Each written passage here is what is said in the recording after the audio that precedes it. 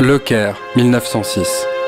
Aux portes de l'Empire ottoman, un Arménien nommé Boros Nubar, financier, ingénieur et inventeur réputé, réunit autour de lui 9 personnalités arméniennes influentes de la vie politique, économique et culturelle égyptienne.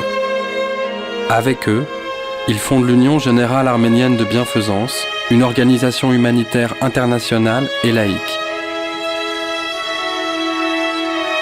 Son ambition ?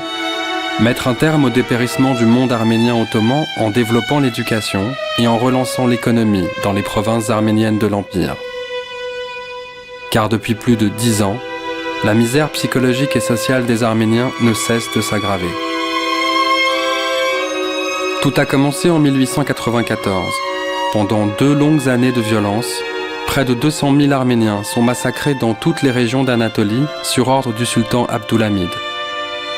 À Constantinople, où 5 000 Arméniens ont été tués, de nombreux intellectuels et notables arméniens embarquent pour l'Égypte. Pour assurer leur survie, ils n'ont pas d'autre choix que l'exil. Restée sous suzeraineté ottomane mais jouissant d'un statut d'autonomie, l'Égypte est à l'abri de ces réactions violentes. Depuis le milieu du XIXe siècle, des entrepreneurs européens, des commerçants et des fonctionnaires orientaux de confession chrétienne sont accueillis pour participer à la modernisation du pays et façonner son nouveau visage. Le Caire voit aussi affluer les opposants au pouvoir du sultan, qu'ils soient chrétiens ou musulmans, arméniens, arabes ou turcs. Parmi les exilés arméniens, un ingénieur agronome, Yervan Taraton. Pendant 10 ans, il ne cessera de penser à ce terroir arménien appauvri et amputé. En 1905, il décide de passer à l'action.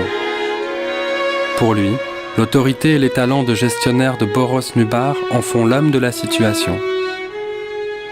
Le 15 avril 1906, au terme de l'Assemblée constituante, Boros Nubar prend la tête de l'Union. Le destin des Arméniens ottomans ne va pas tarder à précipiter l'organisation au cœur des violences de masse et à la confronter à un défi sans précédent dans l'histoire contemporaine.